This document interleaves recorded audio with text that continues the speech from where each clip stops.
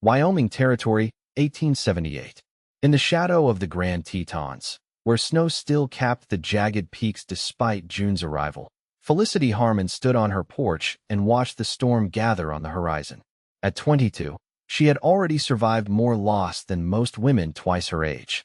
The homestead she'd inherited after her parents' passing stretched before her, 40 acres of promise and burden. Her chestnut hair caught the wind, escaping the loose braid that hung down her back as she surveyed the land that was both her prison and protection. "A woman alone has no business out here," the townspeople often muttered when she made her monthly trips for supplies. 2 years of proving them wrong hadn't silenced the whispers, but it had strengthened her resolve. The frontier demanded self-reliance, and Felicity had made it her creed.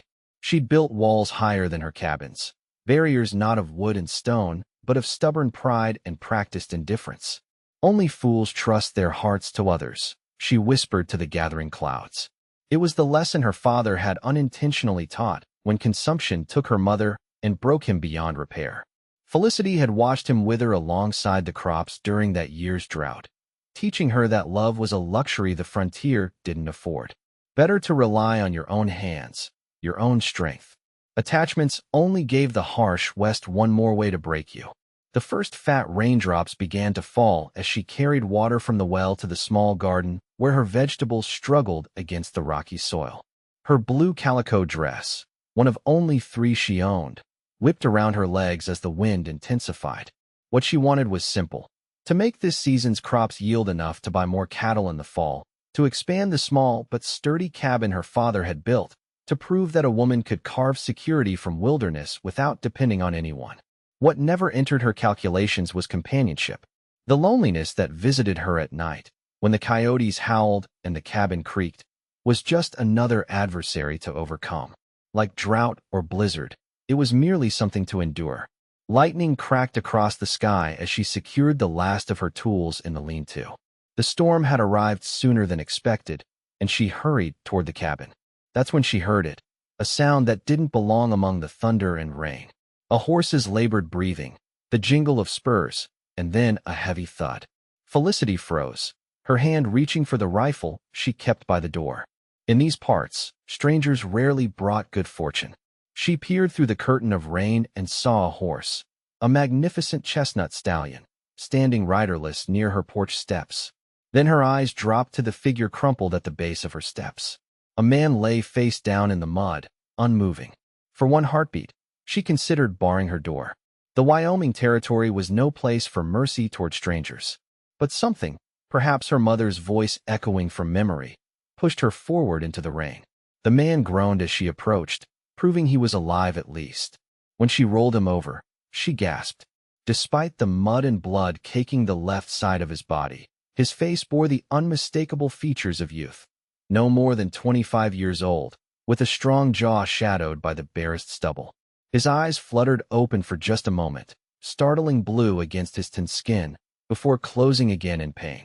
Blood soaked his left side, and a quick examination revealed a bullet wound just below his ribs. "Damn it all," Felicity muttered, knowing she couldn't leave him to die, no matter how much simpler that might make her life. She glanced at the stallion, now nervously pawing at the ground. "Your master picked the wrong porch to die on."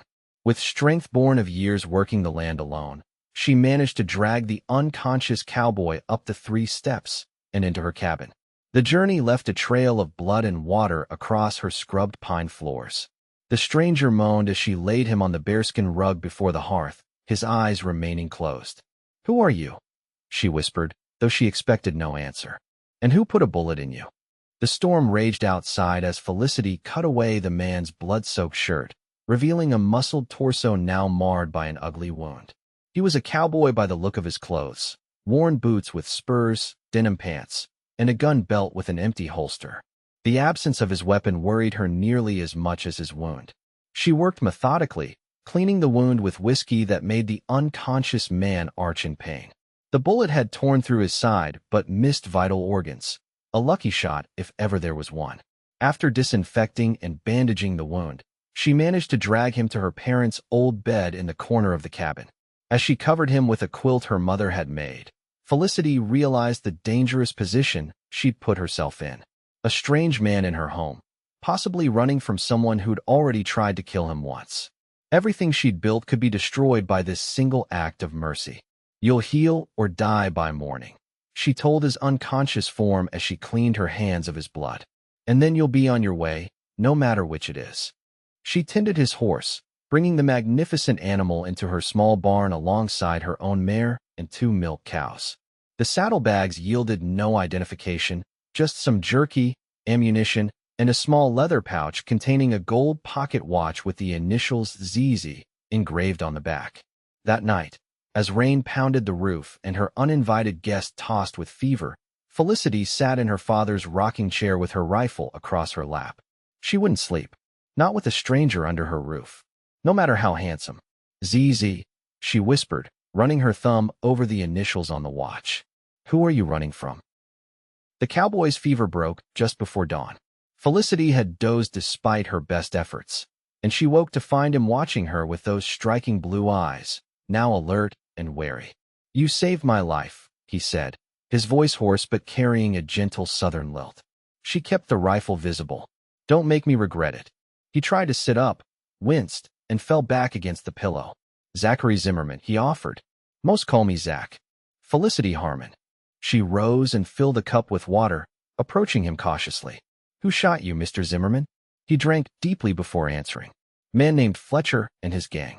I had the misfortune of winning too much at cards in Rock Springs. And they followed you. Not anymore. Something darkened in his eyes. I lost them in the mountains 2 days back. Took a bullet, but I'm pretty sure I left 2 of them feeding the buzzards. The casual way he spoke of killing sent a chill through her. This was no ordinary cowboy. You're a gunslinger. No, ma'am. He managed to prop himself up on one elbow, revealing more of his muscled torso. Just a man who knows how to use one when needed.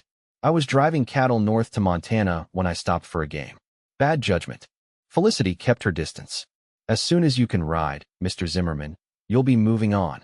A faint smile touched his lips. Yes, ma'am. Over the next 3 days, Zachary Zimmerman proved to be the most confounding patient. Despite his wound, he insisted on helping with small tasks, whittling a replacement handle for her broken pump, giving advice on her struggling garden. He moved with the confidence of a man accustomed to hard work, not the swagger of a gunfighter. Each morning, Felicity expected to find him gone. Each night, she found herself less eager for his departure. You should plant those beans on the north side, he told her on the 4th day, leaning against the doorframe as she worked the soil. And your corn needs more space to grow proper.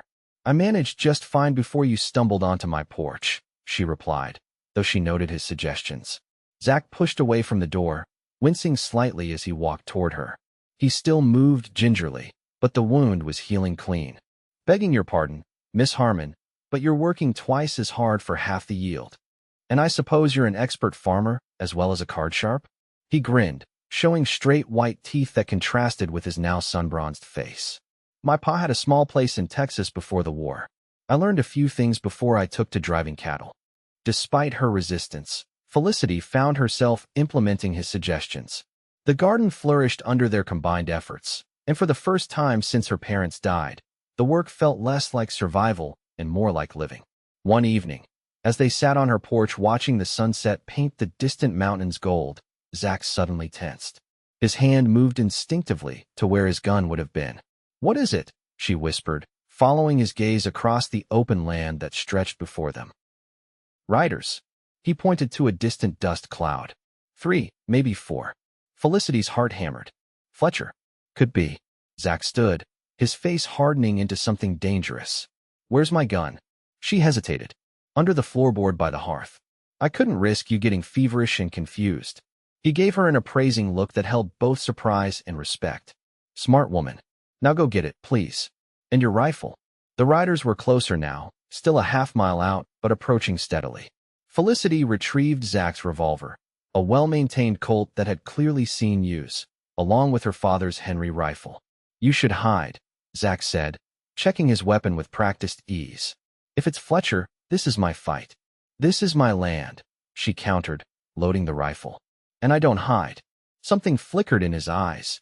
Admiration, perhaps, or concern. Then stay behind me. I'm the better shot, she replied, earning a raised eyebrow from him. The approaching riders slowed as they neared the homestead, clearly assessing the situation. There were 3 of them, rough-looking men with trail dust coating their clothes and determination hardening their faces. The leader, a bearded man with a scar running down his left cheek, raised his hand in greeting. "That's Fletcher," Zach muttered, positioning himself at the corner of the porch where a support beam offered some cover. "Zimmerman," Fletcher called out. "We know you're there. The lady's been seen in town talking about her wounded cowboy." Felicity paled. She'd gone for supplies 2 days ago, had mentioned needing extra bandages to Mrs. Peterson at the general store. Word traveled fast in small communities. "I just want what's mine, Zimmerman," Fletcher continued. "Give me back my winnings, and we'll call it square for the men you killed." Zach's jaw tightened. "Your men drew first, Fletcher, and you marked those cards. It's 3 against 1, boy, and you're wounded." The men spread out, creating a semicircle around the front of the cabin. "Don't get the lady killed over a matter of pride." Felicity saw Zach's fingers tighten around his Colt. He was weighing the odds, calculating angles. She knew what he was thinking, that this was a fight he couldn't win, not in his condition against 3 guns.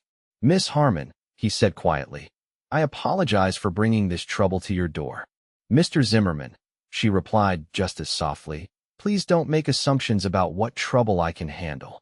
Before he could stop her, Felicity raised her rifle and fired a precise shot that knocked the hat from Fletcher's head. The men froze in shock. "The next one goes between his eyes," she called out, her voice steady despite her racing heart. "I've marked each of your positions, gentlemen, and I assure you I won't miss again." Fletcher's face darkened with rage. "This ain't your fight, woman. You're on my land," she replied. "That makes it my fight." A tense silence followed, broken only by the nervous shifting of horses. Then Fletcher made his decision. His hand dropped to his gun, but Zach was faster despite his injury. His first shot caught Fletcher in the shoulder, spinning the man backward. The other 2 men drew, and chaos erupted. Felicity fired again, hitting one man in the leg. Zach's second and third shots forced the third man to dive from his horse for cover. In less than 10 seconds, the balance had shifted, Fletcher clutching his bleeding shoulder, one man down with a leg wound, and the third pinned behind a water trough. "It's over, Fletcher," Zach called out, his voice hard as iron. "Take your men and ride out. Spread the word that Zachary Zimmerman settled his debt." Fletcher glared at them with naked hatred but nodded to his remaining man. They helped their wounded companion onto his horse and began a slow retreat, Fletcher turning once to shout, "This ain't finished, Zimmerman." Not by a long shot. Only when the riders disappeared beyond the ridge did Felicity realize she was trembling. The rifle suddenly felt heavy in her hands. Zach gently took it from her, his fingers warm against hers. "You're full of surprises, Miss Harmon," he said softly. "Felicity," she corrected, meeting his gaze. "I think saving each other's lives puts us on a first-name basis." That night, as they sat before the fire, something shifted between them. The shared danger had forged a connection that transcended their brief acquaintance. Zach told her about his dreams of having his own ranch someday, of the cattle drive he'd abandoned to heal, and how he'd have to face his boss in Montana with some difficult explanations. "Why did you help me that first night?" he asked suddenly. "You could have left me to die. Would have been safer." Felicity stared into the flames, considering her answer. "My mother used to say that what separates us from animals is our capacity for mercy. When my father was dying, he told me the frontier would harden me if I let it." She looked up at Zach, vulnerability crossing her face for the first time. "I didn't want to prove him right." "I'm glad you didn't," he said softly. "Not many would have done what you did." 2 weeks passed, and Zach's wound healed enough that he no longer favored his left side. Each day, Felicity expected him to announce his departure. Each night, she found herself dreading the morning. They fell into an easy rhythm, working the garden together, repairing the corral fence, sharing meals and stories as the summer days stretched long and golden. One evening, as they walked the property line at sunset, Zach stopped suddenly and turned to her. "I should leave soon," he said, his expression unreadable. "Fletcher might come back with more men." The words struck her like physical blows, though she'd been expecting them. "Yes," she managed. "I suppose you should. Unless—" He hesitated, uncharacteristically uncertain. "Unless there's a reason for me to stay." Felicity looked away, her heart pounding. What reason would that be, Mr. Zimmerman? He stepped closer, his presence making her acutely aware of her own body. I think you know, Felicity. The frontier is no place for attachments, she said, echoing the belief that had sustained her through 2 years of solitude. They only lead to pain when they're inevitably broken. Is that what you truly believe? His fingers gently turned her face toward his. Or is it what you tell yourself to keep from risking your heart? Before she could answer, hoofbeats thundered in the distance. They both tensed, expecting Fletcher's return, but the approaching rider was alone, a man in a marshal's uniform. Zachary Zimmerman, the lawman called as he neared. Zach stepped forward, his posture cautious. That's me. The marshal dismounted, a travel-worn man with a weathered face and tired eyes. Marshal James Wilcox from Rock Springs. I've been tracking Fletcher and his gang. Found 2 of them dead in the mountains last week. Self-defense, Zach said evenly. The marshal nodded. So I gathered from witnesses in the saloon. Fletcher's been wanted in 3 territories. He showed up in Rock Springs yesterday, bullet in his shoulder, raving about revenge. He paused. He won't be troubling anyone anymore. Try to draw on the wrong man at the Bitter Creek Saloon. Relief washed over Felicity, but it was quickly replaced by the realization that with Fletcher gone, Zach had no reason to delay his departure. The marshal continued, I came to return this. He handed Zach a leather pouch. Fletcher was carrying your winnings. $500, according to the saloon owner. Zach took the pouch, weighing it in his hand with a bemused expression. Appreciate you tracking me down, Marshal. After the lawman departed, promising that the official report would reflect Zach's actions as justified self-defense, an expectant silence fell between them. Well, Felicity said, trying to keep her voice steady. It seems your troubles are resolved. Zach studied the leather pouch in his hands, then looked up at her with an intensity that made her breath catch. $500, he said. Enough for a man to put a down payment on some decent land. Maybe even enough to court a woman properly, if she were so inclined. Hope fluttered in Felicity's chest, but years of practiced self-reliance made her wary. What are you saying, Zach? I'm saying that I've spent my life drifting, thinking that's what freedom meant. But these past weeks with you, he gestured to the homestead around them. I felt more at home here than anywhere since I left Texas. And it's not the land, Felicity. It's you. She turned away, unable to bear the vulnerability in his eyes. You barely know me. I know enough. He moved to stand before her, gently taking her hands in his.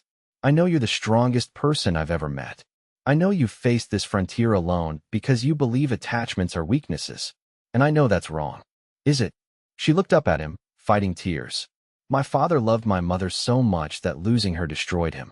He withered away before my eyes. Love didn't strengthen him. It broke him beyond repair. That's not love's fault, Zach said softly. That's life. The frontier takes things from us. People, hopes, dreams. But it gives, too, if we're brave enough to accept its gifts.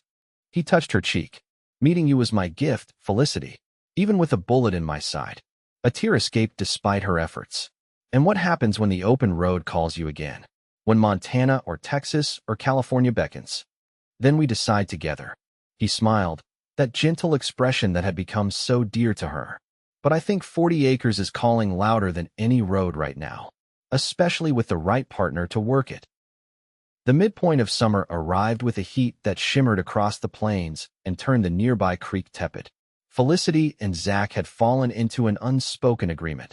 He would stay to help with the summer harvest, and they would see what grew between them alongside the corn and beans. He had taken to sleeping in the barn despite the heat, maintaining propriety that the nearest neighbors, 5 miles away, would never know about anyway. Their days took on a pattern. Working side by side from dawn till dusk, meals shared at her small table, evenings spent on the porch watching the spectacular Wyoming sunsets paint the mountains in impossible colors. Sometimes they talked about their pasts, his childhood in Texas, her memories of her parents in happier times. Other times they sat in comfortable silence, the space between them charged with unspoken possibilities. One scorching afternoon, as they worked to repair a section of fence damaged by a wayward steer, Zach suddenly straightened and looked toward the distant road. Riders coming, he said, shielding his eyes against the sun. Felicity tensed, Fletcher's men still a fresh memory despite the marshal's assurances. As the riders approached, Zach relaxed. Cattle drovers, he said. That'll be part of the Hammond outfit heading north. 5 riders approached, trail dusty and leading a small herd of cattle. The lead man, a weathered cowboy in his 40s, reined in when he spotted Zach. Zimmerman? Zachary Zimmerman, the man called in disbelief. We thought you were dead, boy. Zach stepped forward with a grin. Mr. Hammond, I was beginning to think you'd taken a different trail this year. The older man dismounted, giving Zach a quick once-over. When you didn't return from Rock Springs, we found blood on the trail heading east. Figured you'd either been killed or run off with your poker winnings. His eyes settled on Felicity, and he removed his hat. Forgive me, ma'am. Jack Hammond, trail boss for the Hammond Ranch outfit. Felicity Harmon, she replied, suddenly aware of how she must look. Sweaty, in men's trousers for the fence work, her hair escaping its braid. Miss Harmon saved my life, Zach explained. Took a bullet in Rock Springs. She patched me up, let me recover here. Hammond's eyebrows rose. That's so. He looked between them with a knowing expression that made Felicity blush. Well, we're grateful to you, Miss Harmon. Zach here is the best cattle hand I've had in years. He turned back to Zach. We're 2 weeks behind schedule on this drive. Herd's waiting 20 miles back with the rest of the men. Could sure use your help getting them to Fort Benton before first snow. The request hung in the air like a thundercloud. Felicity felt her heart sink as she watched Zach's expression. This was it. The moment the open road called him back. She'd known it would come eventually. That's a generous offer, Mr. Hammond, Zach said carefully. But I've got commitments here now. Hammond looked surprised. Paying double this season, son. Buyers in Montana are desperate after last winter's losses. You could make enough to buy your own spread with what I'll pay you. Zach glanced at Felicity, then back to his former boss. I appreciate that, sir. But I found something worth more than wages here. The declaration, made so publicly before men who knew him as a drifting cowhand, struck Felicity speechless. Hammond studied them both, understanding dawning in his weathered face. I see. He nodded slowly. Well, offer stands if you change your mind. We'll be camped at Miller's Creek tonight, moving out at dawn. He replaced his hat. Miss Harmon, pleasure meeting you. You must be quite something to tame this wild one. After the cattle drovers departed, an awkward silence settled between them. Felicity resumed hammering a fence post, her movements jerky with conflicting emotions. You should go, she finally said, not looking at him. That's good money he's offering. I know what it's worth, Zach replied quietly. I also know what I'd be giving up. She drove the hammer down harder than necessary. You don't owe me anything for helping you. That debt's paid. Is that what you think this is? His voice had an edge now. That I'm staying out of obligation? Aren't you? She finally looked up, her face flushed with heat and emotion. The frontier is full of men who say pretty things to women only to vanish with the next opportunity. Don't make promises the Wyoming wind will blow away. Hurt flashed across his face. Is that what you think of me? After all these weeks? I think you're a good man, Zach. But good men still leave. She set down her hammer. My father was a good man, too. He still left me alone to face this place. Understanding softened his expression. Your father didn't choose to leave you, Felicity. Death took him. There's a difference between dying and choosing another path. The result is the same, she said bitterly. Alone is alone, no matter how it happens. Zach stepped closer, towering over her with his lean height. Hammond's offer is good money. Money that could buy cattle for your land. Our land, if you'd have me. He reached for her hand, but she pulled away. I chose to stay because this feels like home now. You feel like home. You barely know me, she whispered, repeating the words she'd said weeks before. I know you're afraid, he said gently. Not of the frontier or hard work, or even men like Fletcher. You're afraid of needing someone and then losing them. He reached for her again, and this time she didn't pull away. I can't promise I'll never die, Felicity, but I can promise I'll never choose to leave you. That evening, a telegram arrived from Fort Laramie. The monthly supply wagon brought it along with her order from the general store. Felicity read it with growing alarm while Zach watched from the porch steps. Bad news? He asked when she lowered the paper. It's from my uncle in St. Louis, she said, still staring at the telegram. He's coming to inspect the homestead. Says he's bringing potential buyers. Zach frowned. Buyers? For your land? She handed him the telegram, her hands trembling slightly. When my father died, there was some question about the homestead claim. My uncle Silas contested it, saying a woman couldn't properly fulfill the requirements alone. The territorial court granted me a year to prove otherwise. Understanding dawned on Zach's face as he read the message. And that year is almost up. 3 weeks from now, she confirmed. Uncle Silas never believed I could make it work. He wanted to sell the land and have me return to St. Louis to live with his family as a proper lady. Her mouth twisted in distaste. To be married off to one of his business associates, more likely. Zach's jaw tightened. This is your land. You've worked it successfully. The law requires certain improvements, she explained. A dwelling house, cultivated fields, livestock. I've done what I could, but... She gestured to the property, seeing it suddenly through a banker's critical eyes. The leaking roof she hadn't repaired, the small herd of only 2 milk cows and 3 calves, the modest garden that fed one person adequately but wouldn't impress a land assessor. When does he arrive? A week from Tuesday on the eastbound stage. Felicity sank onto the porch step beside him, suddenly exhausted. All this work, and I might lose it anyway. Zach was quiet for a long moment, staring out at the land stretching before them. Then he turned to her with determination lighting his blue eyes. We have 9 days, he said. 9 days to make this place shine. He took her hand, his calloused fingers warm against hers. If you'll let me help. The next 9 days were a whirlwind of activity. Zach rode to town the morning after the telegram arrived and returned with supplies, roofing materials, paint, seed for a second planting of fast-growing vegetables. With Hammond's cattle drive delayed nearby, he convinced 3 of the drovers to help for 2 days in exchange for home-cooked meals and a place to bed their horses. Under Zach's direction, they repaired the roof, reinforced the barn, expanded the garden, and painted the cabin a bright white that gleamed in the summer sun. Felicity worked alongside them, her heart swelling with each improvement. On the 3rd day, Zach and 2 of Hammond's men rode out and returned with 6 head of cattle purchased from a nearby ranch. Young, healthy stock that immediately improved the appearance of her small herd. How did you afford these? She asked as they watched the cattle graze in the newly repaired corral. Zach's smile held a hint of mischief. That poker money was burning a hole in my pocket anyway. Zach, no, I can't accept that. It's your future. He looked at her with such tenderness that her protests died on her lips. This is my future, Felicity, if you want it to be. On the 8th day, with the homestead transformed by their efforts, Felicity found Zach in the barn working on a final surprise.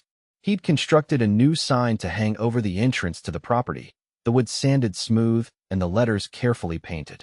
Harmon Homestead, it proclaimed in bold black letters. It's beautiful, she said, running her fingers over the fresh paint. Not quite finished, he replied mysteriously, but it will be by tomorrow.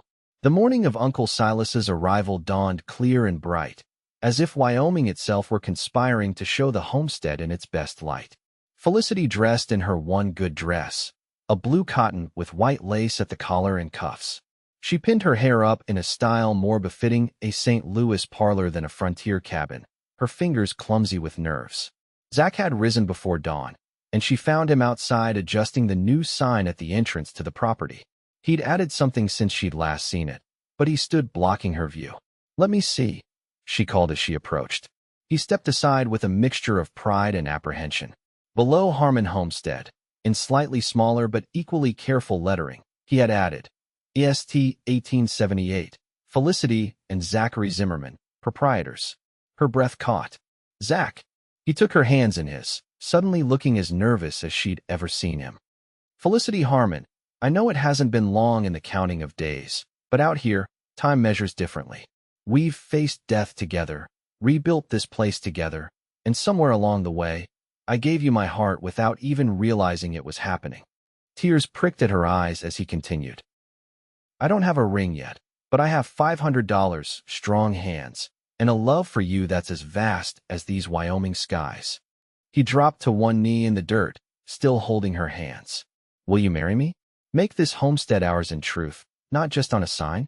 Face whatever comes, be it uncles from St. Louis or cattle rustlers or blizzards, together. For a moment, her father's warnings about love's dangers echoed in her mind.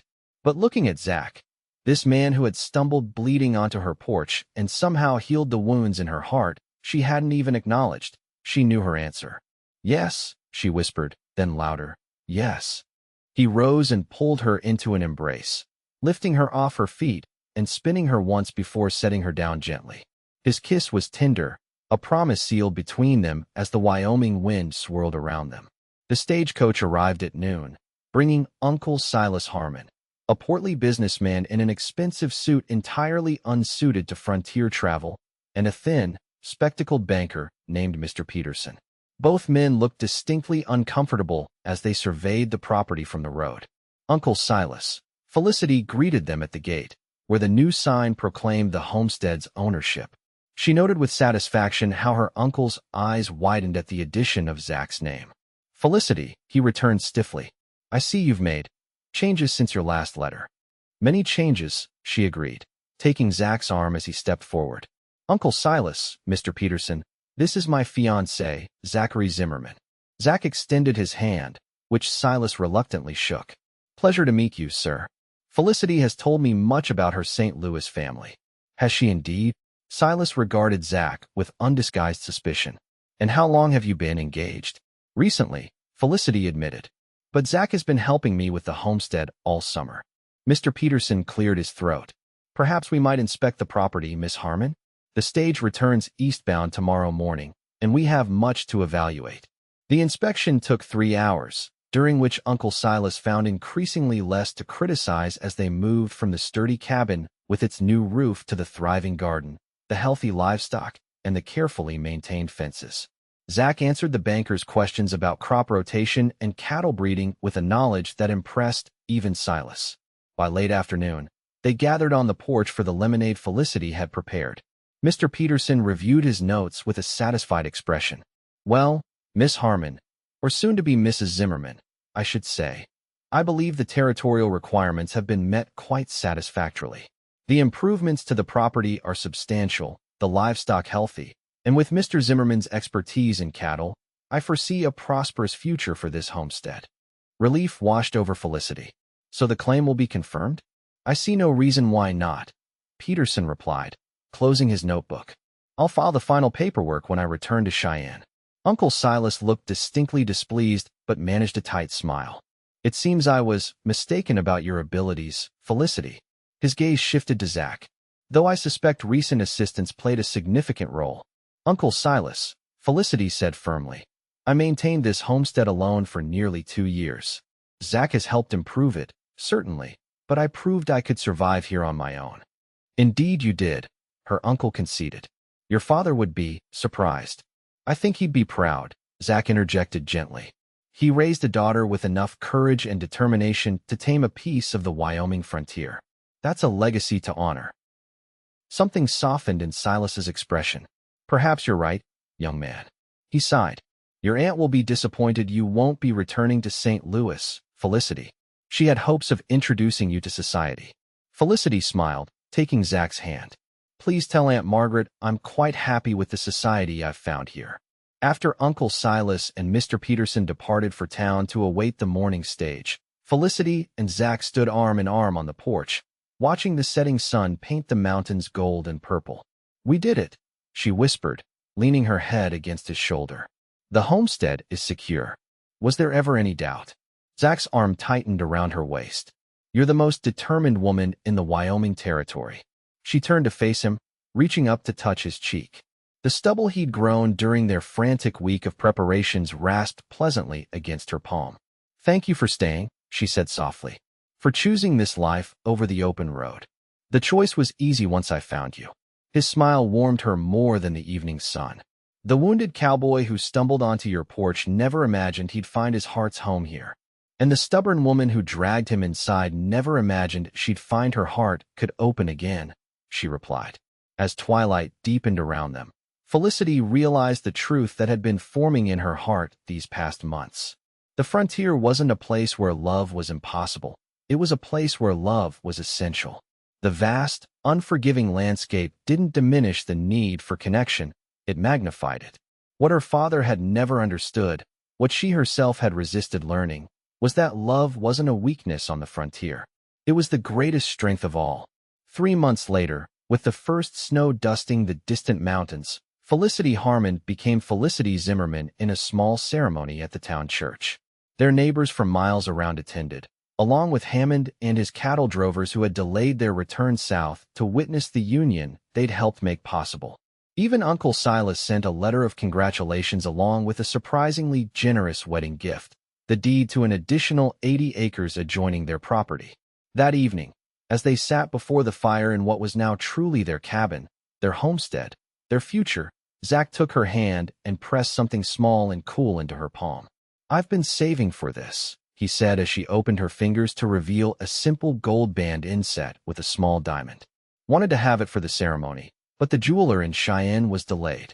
Tears filled her eyes as he slipped it onto her finger, where it caught the firelight and scattered it like stars. "It's perfect," she whispered. "Like everything else about this impossible, wonderful life we've built." Outside, the Wyoming wind sang around their cabin, no longer a lonely sound but the backdrop to a love story written in courage and second chances. The wounded cowboy had indeed stumbled onto her porch, and in nursing him back to health, Felicity had found her own healing. And Zachary Zimmerman, in giving her his heart, had found the home he'd been searching for across 1,000 miles of open country. Together, they had discovered the frontier's greatest secret, that even in the wildest places, love could take root and flourish, stronger than any storm that might come.